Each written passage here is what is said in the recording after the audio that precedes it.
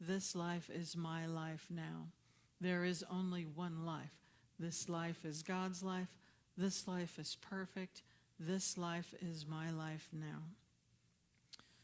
So over these last weeks, we've been experimenting with group intention and prayer as outlined in Lynn McTaggart's book, The Power of Eight. And last week we made a declaration together. Do you remember that? Those of you that were here last week? We said, today I became a healer. Remember? How's that feel? You want to do it again? Today I became a healer. And we took mental steps away from judgment and leaned into wonder and leaned into simply knowing the wholeness and the truth and the well-being of our of humanity and of each other. And we have taken mental and heartful steps to hold a place of prayerful intention and to simply hold love for each other and for others in these groups of 8. And so some of you in that period of time, many of you have had the experience of holding that space, and a few of you have had the experience of receiving that love and that prayerful generosity. Your Reverend Scott, your reading this morning is beautiful. Thank you. The community of joy. Now, I have had so many comments and so much feedback about those circles that I have come to think of it as sort of a community-changing experience. And I think that what I would love and what a whole bunch of people that have come to talk to me about and the group that came together to help create an ongoing program for this would love is that it becomes part of our culture in a way. So we're setting the seed for kind of a depth of being together is what it feels like. And so I've always known that prayer, and particularly healing prayer, is the essence of New Thought and this community. But this is the first time we've kind of put it out there in groups. The first time in my ministry that I've put it out there in groups anyway. And our practitioners have always been a prayer team. And but this really feels like creating this sort of deeper space of community and commitment to the well-being of each other. Do you know what I mean here? Is anybody with me? Okay. So we have created a way for groups that will be ongoing for as long as we all continue to participate in them. There are, that's our normal sign-up sheet area over there. There are actually, we're moved it over here for the prayer groups. There are groups that are set up, again, by time. There is something magical in everybody doing it at the same time, even though you're not online, you're not on the phone, you're not in the same room, but at the same time. And so there are multiple time availabilities, and then each group will have currently a practitioner as a facilitator who will send out that week's intentions. But here's the thing for these, is that the intentions will go around the group. So everyone in the group within, it'll be a circle of 8, and it will be a 9-week circle, because we're going to ask that in one of those weeks that there'll be a different group each week that holds NTNC, the highest and best for this spiritual community, in their intention and prayer for the week. But each of you will have the opportunity to be a receiver of that intention and prayer for a week. Now, here's the thing about that. Nothing has to be wrong in your life for you to get prayer. You could amplify the good things that are happening in your life if you choose to do that. The person who's facilitating the group, their job is to help you to formulate an intention that is not focused on a problem, but that is forward moving, and then to send that out to the group each week. So everybody will have a chance to sit at their time, your chosen time slot.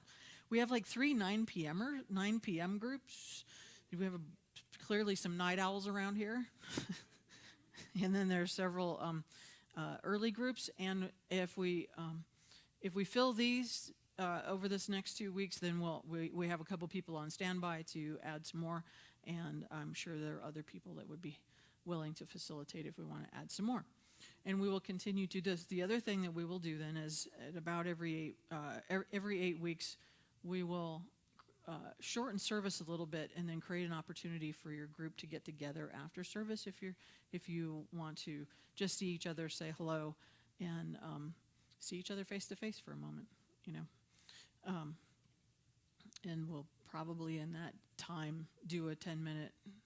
These are 10-minute. I've had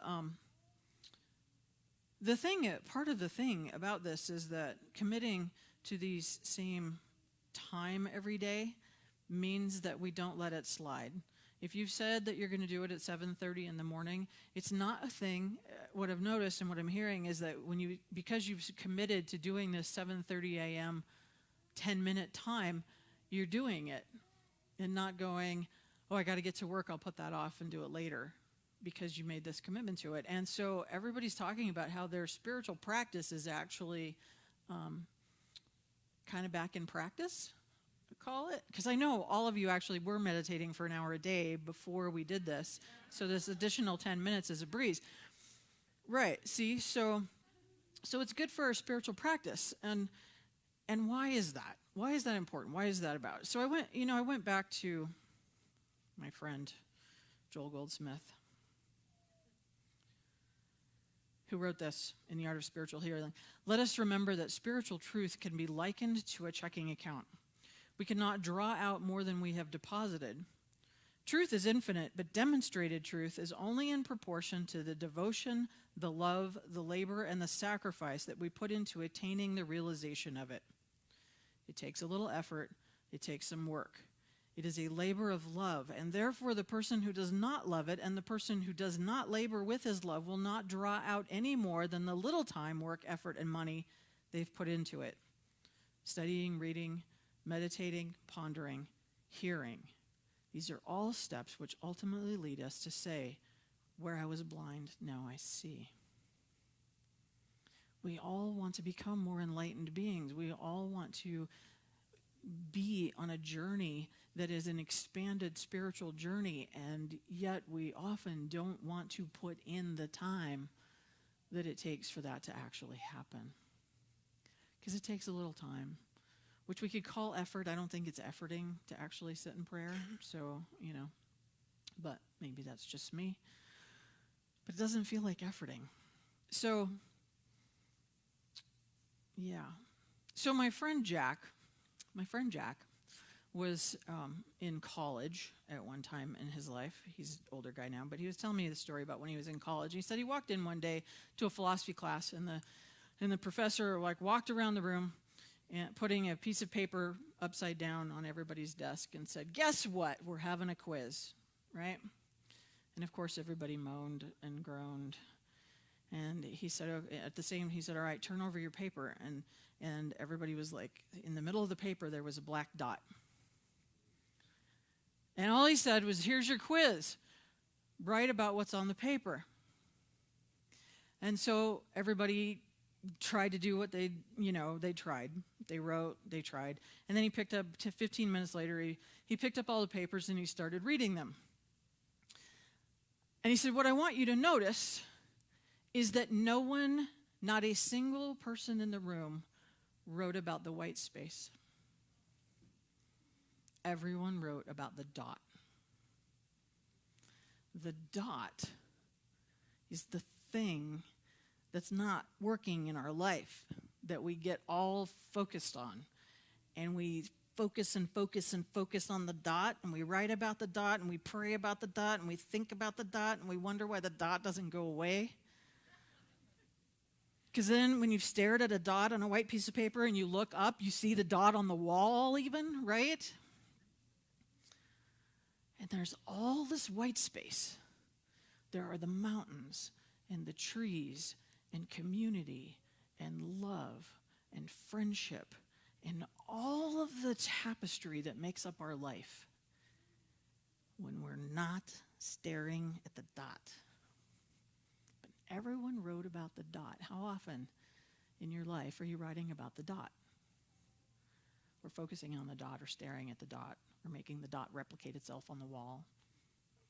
Yeah? Every one of us. This is universal. That's why I ask you to say yeah, so that you all know that it's universal, and so that I don't feel lonely and that it's only me. we are surrounded by so much good. So I will tell you, interestingly, that the group that helped me create how we're going to move forward with these circles of 8, we had this long conversation about whether to call them intention circles or prayer circles or community healing circles or whatever. Like, we tossed around a whole bunch of stuff, but we had this very long conversation about the space between prayer and intention, which are very similar if we're practicing affirmative prayer. But we know that our community, that our teaching, that all that we have, come from has been anchored in this idea of affirmative prayer. And so we stayed with prayer, even though sometimes prayer is a word that scares new people a little bit, because it still sometimes when we come into this feels like we're seeking favor from something out there that's flipping a coin and deciding whether or not it's our good day. You know what I mean? And that's not the kind of prayer we're talking. This is not that prayer. This is not the prayer of begging and beseeching and hoping. This is the prayer of faith. Feel as if the thing has happened. It almost works. Faith. Feel as if the thing has happened. This is the prayer of faith. And we stayed with prayer. I don't know. I sat with it for a long time, actually, and I stayed with prayer because when I listen and I feel the word intention, I feel a lot of things. I feel a movement forward. I feel something positive. When I sit with the word prayer, I experience the space of holy ground within myself. The word prayer evokes a holy moment, a moment of connection with something that is so much larger than myself. It evokes a feeling of peace and of taking that deep breath, doesn't it? The word prayer, it moves something within us towards it.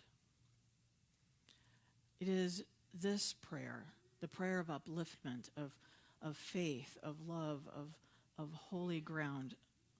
In a book called the Ernest Holmes Papers, Ernest Holmes wrote, "We don't believe in devils, in hell, no purgatory or limbo. We don't believe God chose some people to reveal something to and didn't to others, because that is ridiculous." I love that he wrote that, because that is ridiculous. We believe in divine patterns and not divine plans. But all of this Jesus taught with all the other great teachers. Divine patterns are always for greater life and greater life expression and expansion. Affirmative prayer, sitting in a space of love for one another, it sets an energetic pattern within our own being. It is uniquely ours. We cannot help every pattern is unique to us and yet similar and the same. And I've been reminded this week, I was working away on this and thinking about energy and energy fields, and I'm reading Len McTaggart's older book called The Field, and all this stuff and all the science that I've been reading about patterns and how we're all made of the same stardust, really. And two things kind of popped out this week at me. One, kind of slightly relevant but gross, so it'll stick with you. And so I had to share it. I heard on NPR this week that somebody actually did a study on the metros, the tube in London. They would go in the morning in the trains after they'd been cleaned and take swabs.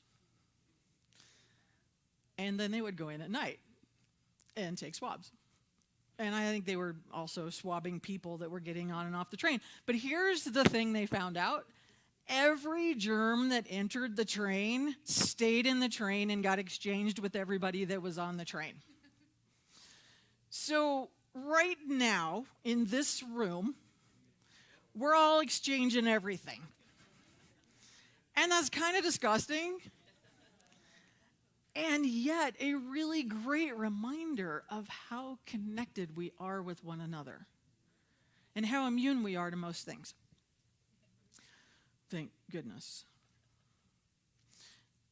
We are all so connected. And I was thinking again about this, all this energy and how we hold it and how we share it with one another and what field we're creating around ourselves. And I've had this interesting experience. I've gone and played racquetball a few times lately, which I know is hilarious to picture. But they tried to put us in a court with the glass wall, and I was like, oh, no, no, no. But anyway, so I've had this experience. I used to play racquetball, I hadn't played racquetball in 15 years at least, and I used to play, and I really loved the game. So, but what I am slower now, clearly, and that's okay.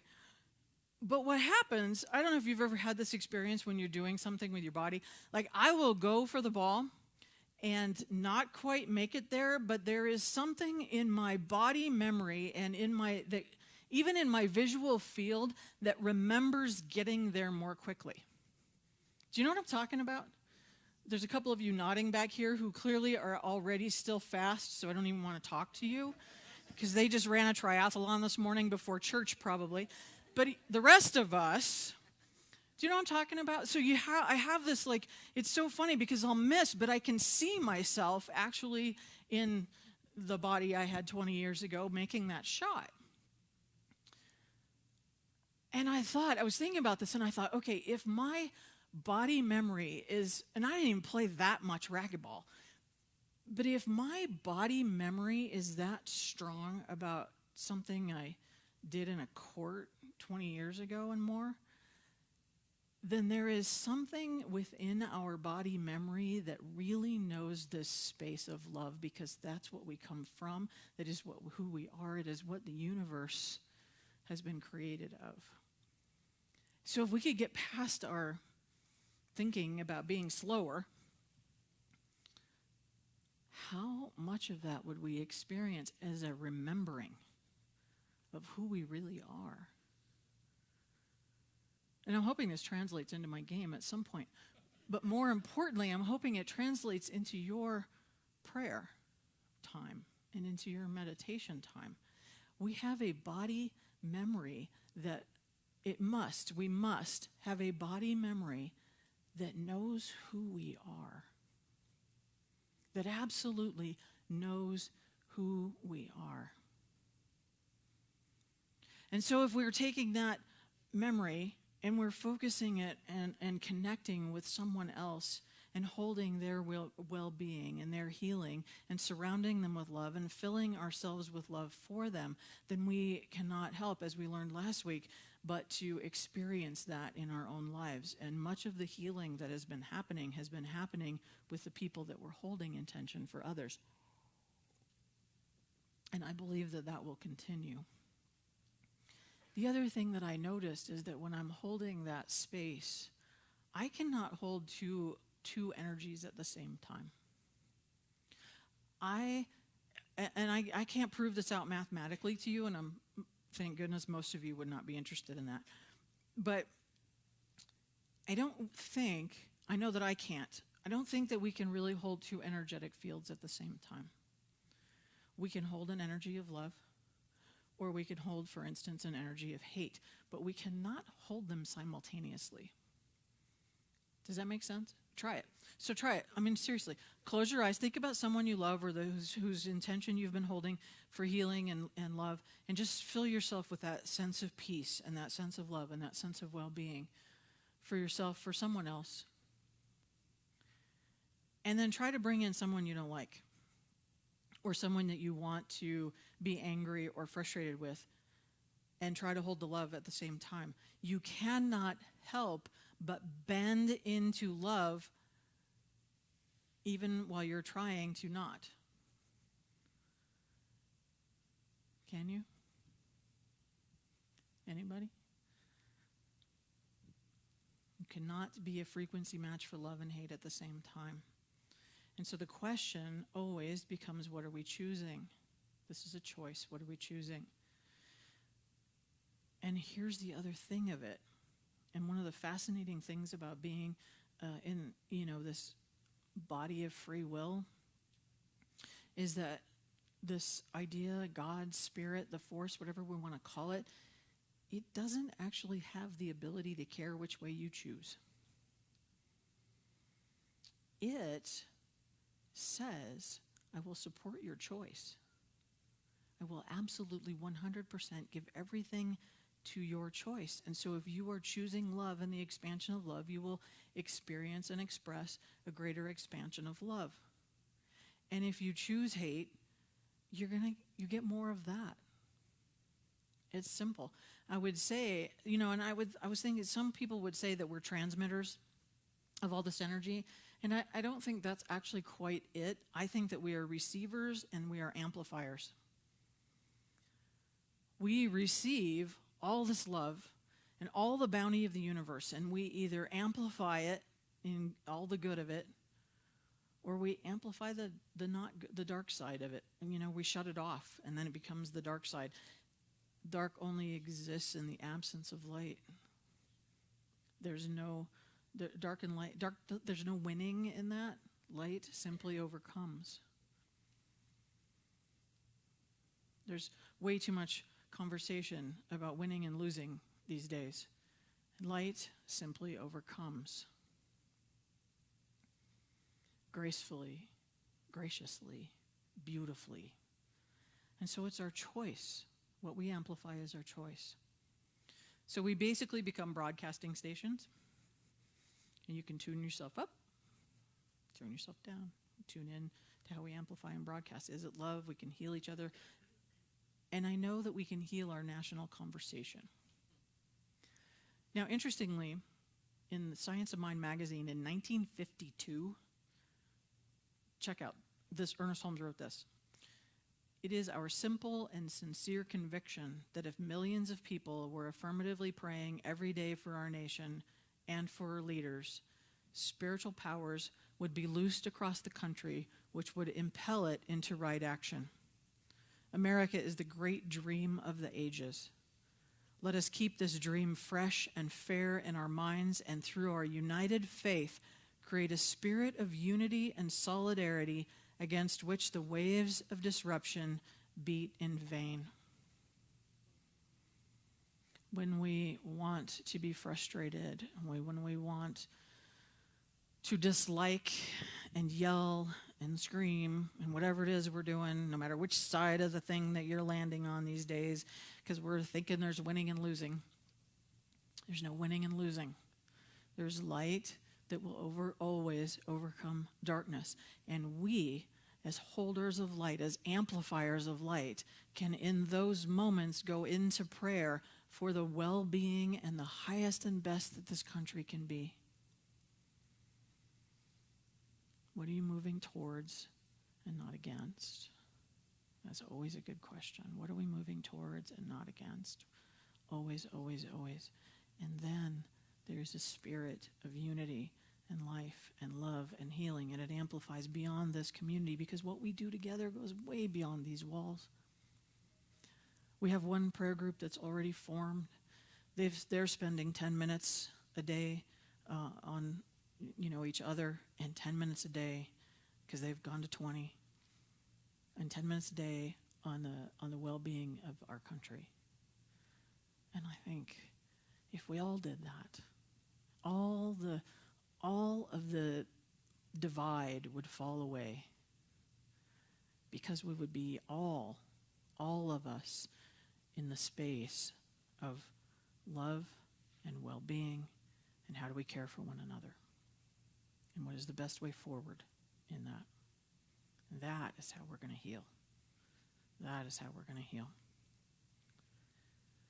The pattern of love, the pattern of well-being and good intention for others, it lives in our spiritual memory. It lives in our memory, in our physical memory, in our spiritual memory. Something feels familiar and right about it. It's like, I don't know, feels like coming home to our deeper self in its own way.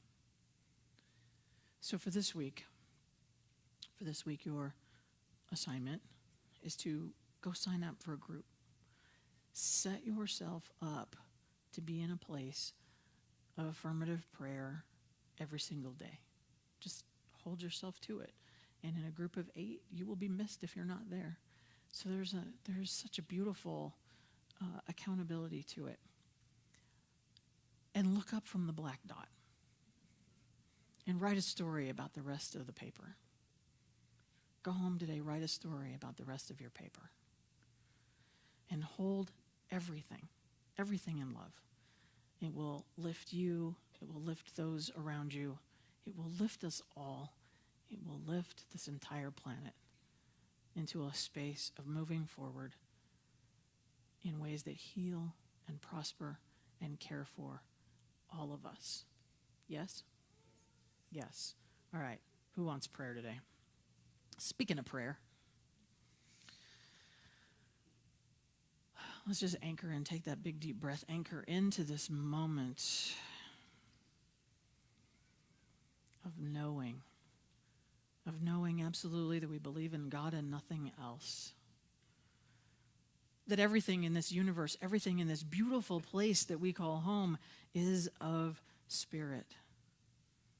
That it is life, and life everlasting, and life abundantly seeking its way through us.